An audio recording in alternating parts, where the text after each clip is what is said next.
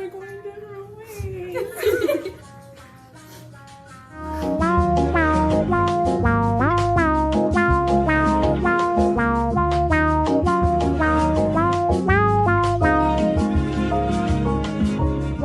Hey Loonies! It's your favorite hosties, Tiffany, Stephanie, Melanie and Issa. and we are the Literary Lunatics. And today we're going to be talking about the story and encounter from the book The Dubliners by James Joyce. So We're today, gonna have a quick word from our sponsor. So today our sponsor is the Tower Helpers, and they're for your everyday trauma encounters. So you're gonna want to use code 123HELP-ME for all your little trauma to get away from. send the name of your favorite tower member to receive a 15% off code for your next session. Boom. A quick overview about what we're going to be talking today when it comes to an encounter. We're going to start off with a little summary so you guys know what we're talking about throughout the analyzation, which is our next portion. When we analyze, we're going to be talking about the character developments of the characters that Joyce includes. And we're also going to be talking about the literary methods that he uses to convey the message he's trying to convey to his readers. that's good. We're gonna have like the outro, and we're gonna rate everything at the end. See how we think about it. I just wanted to start with the plot summary of this story. We begin with a group of boys who are obsessed with the Wild West, and this obsession leads for them to go on an adventure. But first, we wanted to talk a little bit about the characters. So the main character we see through the perspective of the unnamed narrator, which is a boy, and then we see Joe Dillon, which is one of the friends. He's like an older brother, and then Leo Dillon, which is a younger brother of Joe. He's one of the friends with the unnamed boy, and then we have Mahoney, which is his like other best friend. Then we have Father Butler, which is a priest / teacher at this Catholic school the boys go to, and then we have the perverted old man, which is a little creepy guy. We'll get there. We'll get there, yeah.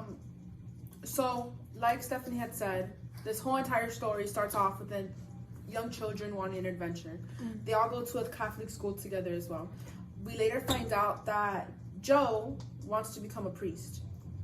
And then later on, Leo gets caught with a book that is not typical of what they should be reading At a when they Catholic go to Catholic school. He was found with a Wild Comic. West comic. Which is like normal for children, but Not at Catholic yeah, church. not at Catholic church.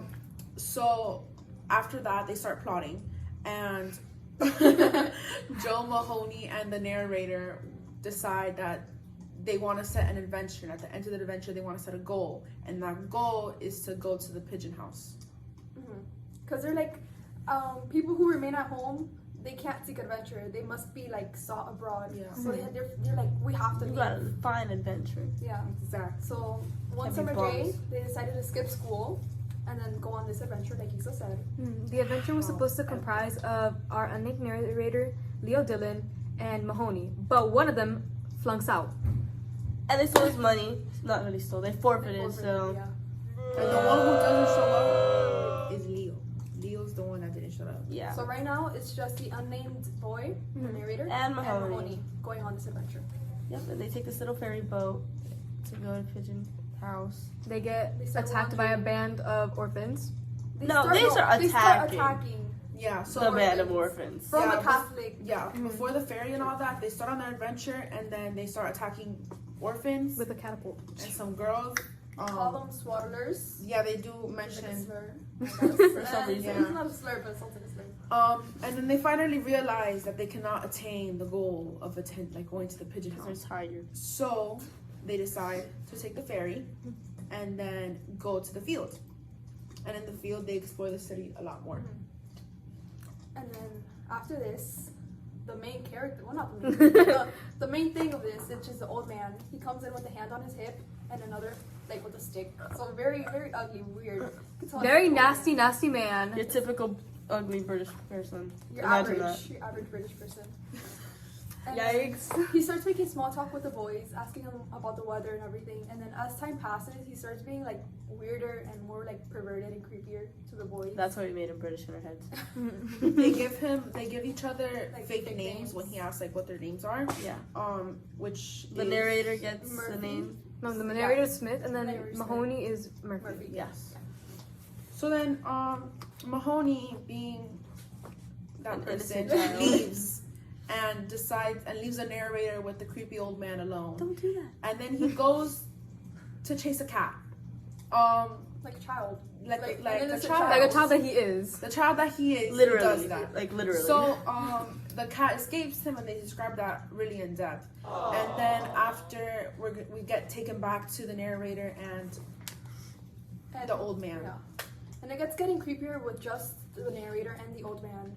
And you can see that through like the wording and like the thoughts that we see from the book. And that's when he introduces like the whipping and the monotonous. How do you say that term? Monotonous. Monotonous. Yeah. And then after some point at the end, the narrator gets really scared, and then he calls out Murphy, which is we know it's Mahoney, to run away from the man. And then it's revealed that he's actually despises Mahoney a little bit. Yeah. Which is crazy.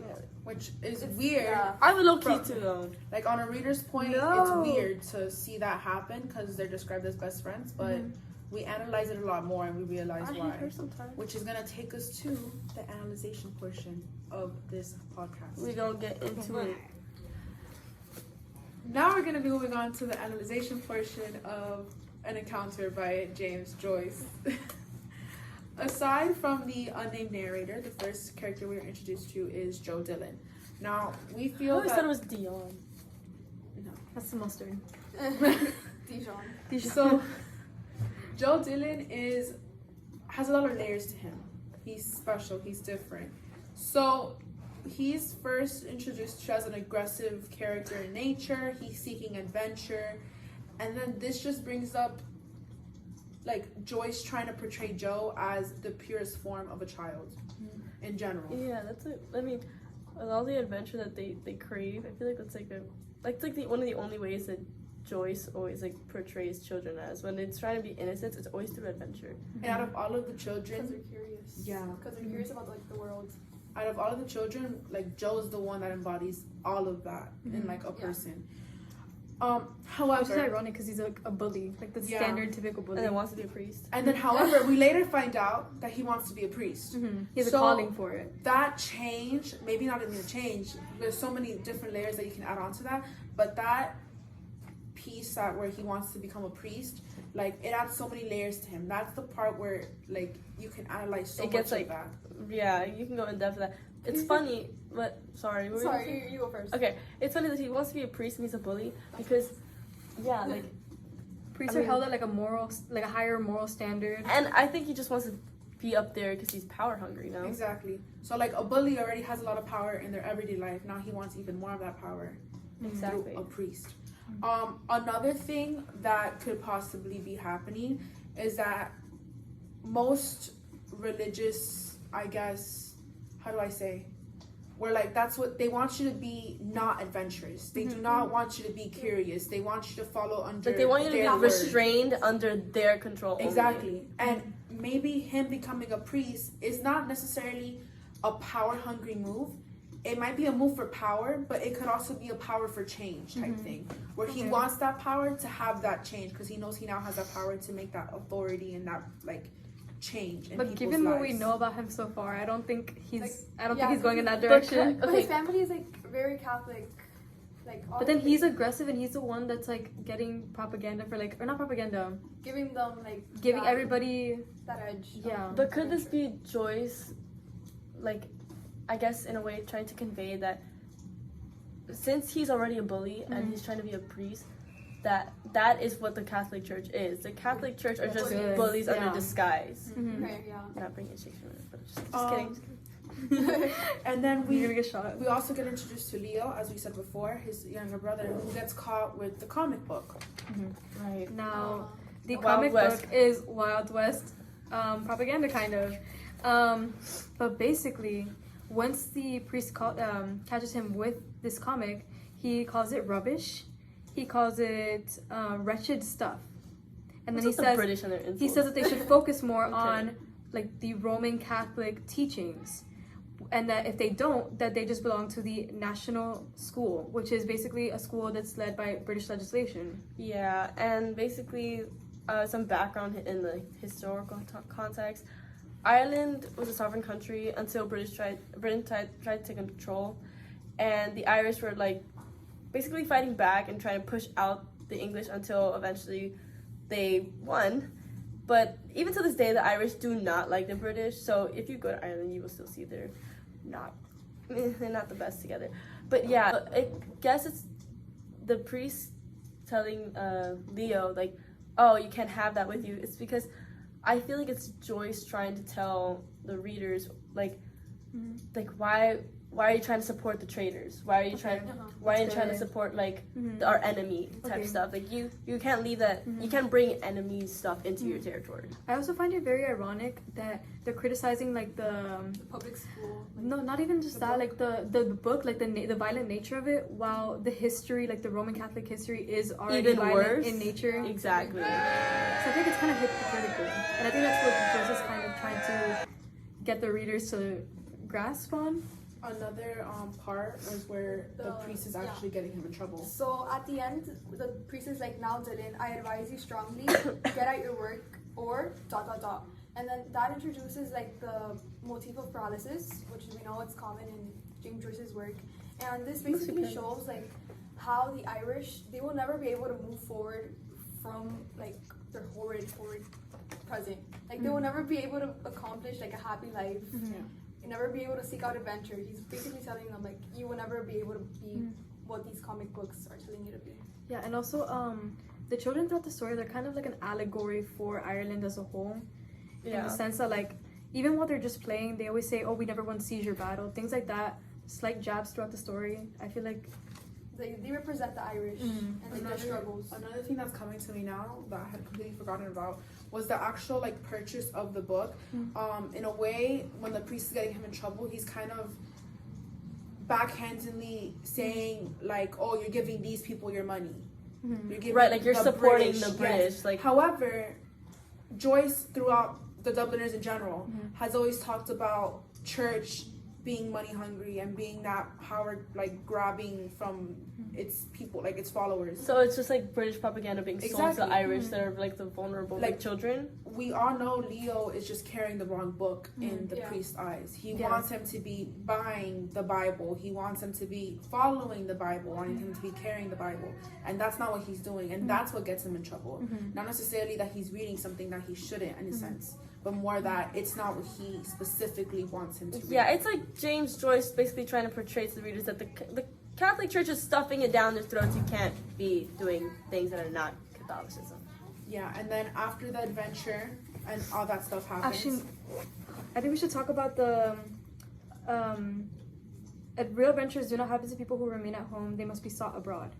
That's a good line. I really like that. Because it's kind of like an extended metaphor that Ireland is home, but it's too dull and like they want to leave that routine in order to have that adventure. And to add to that, I also picked up on like the diction where it says, "I began to hunger again for wild sensations." So basically, Joyce is trying to describe like the adventure as like hunger. Like these children are thirsty for hunger. Like they need to have That's this. good. To have And the this. thing is, that can also go back That's to good. that could also go back to the Irish famine.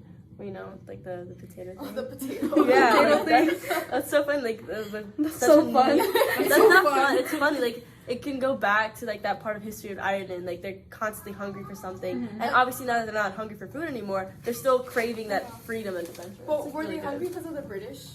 Yeah, they were. So They then were That starved. makes sense because they were hungry because of the British, and they're also hungry. Like the boys are also hungry because of the British, because Ireland is so dull and like non-adventurous. Exactly. Like Britain needs to stop starving the Irish.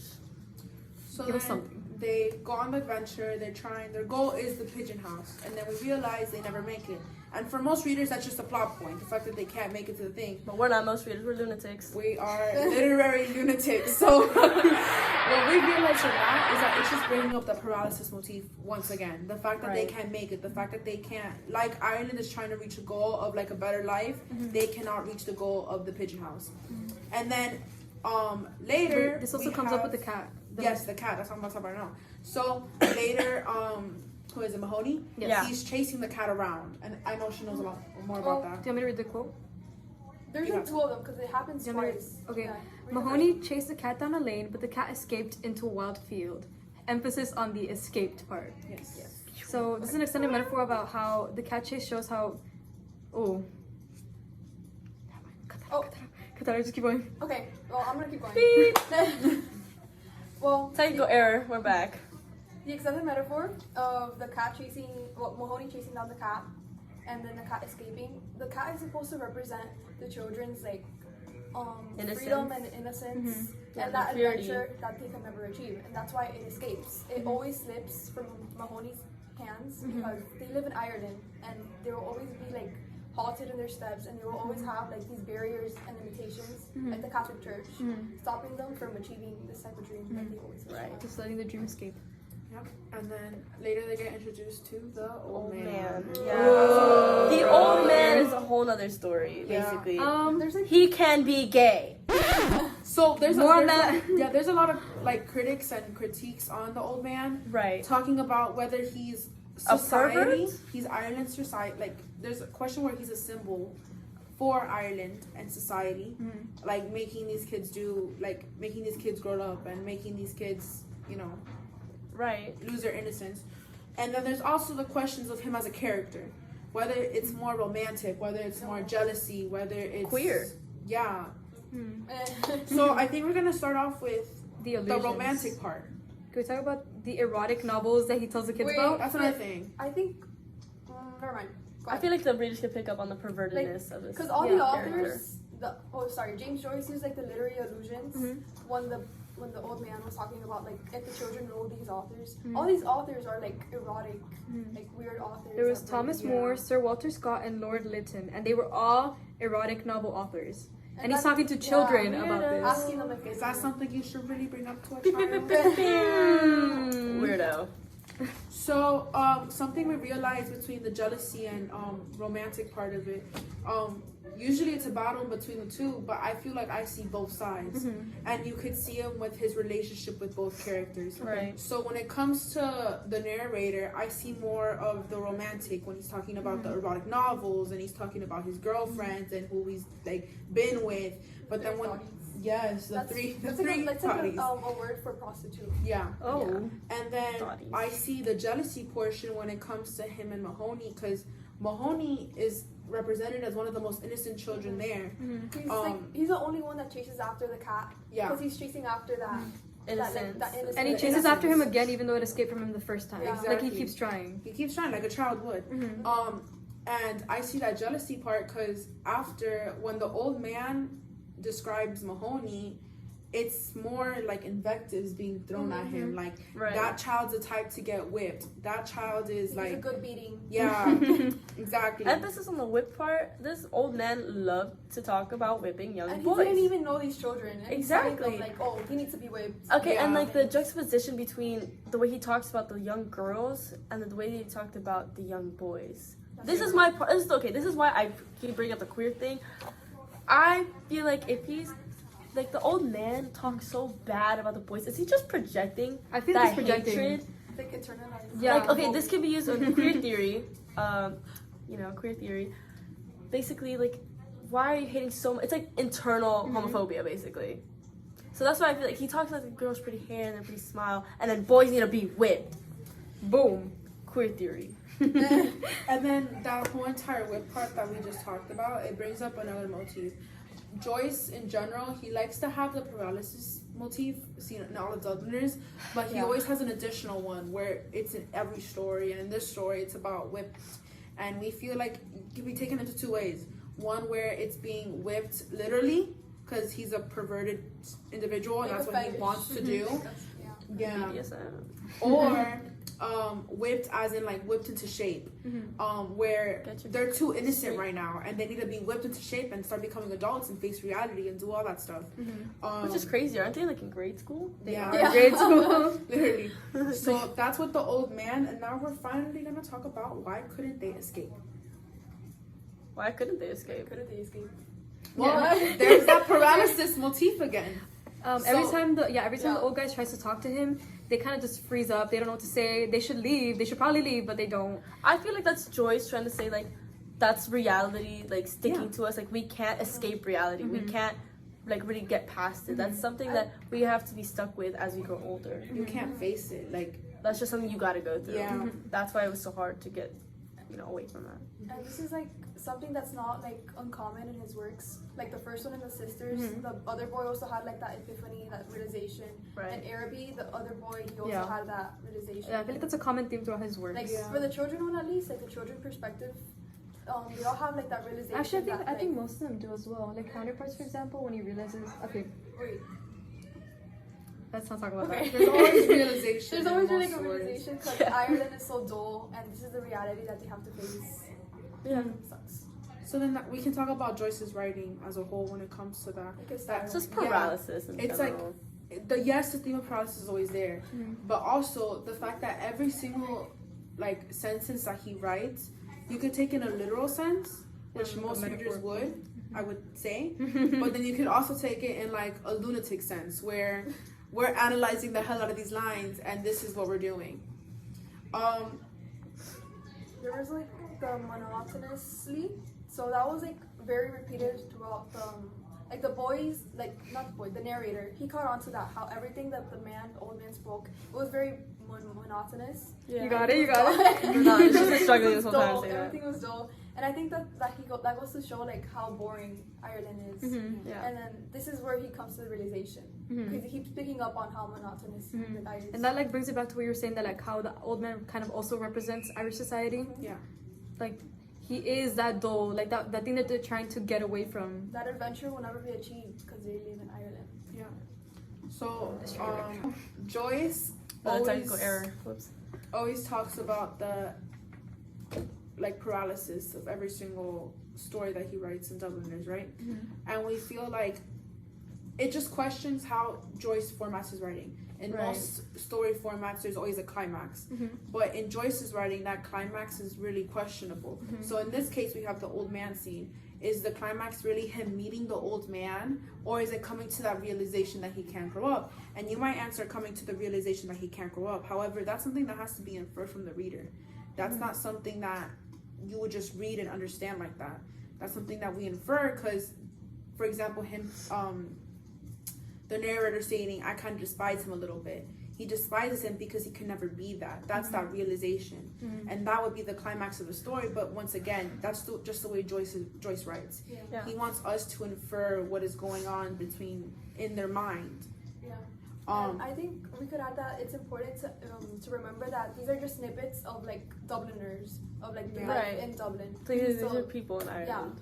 So it's like fictional people, but it's supposed to Lives. represent. Yeah. So it's important to like keep in mind that this is just what a child would think. Yeah. And we could come to our own conclusion Yeah. afterwards.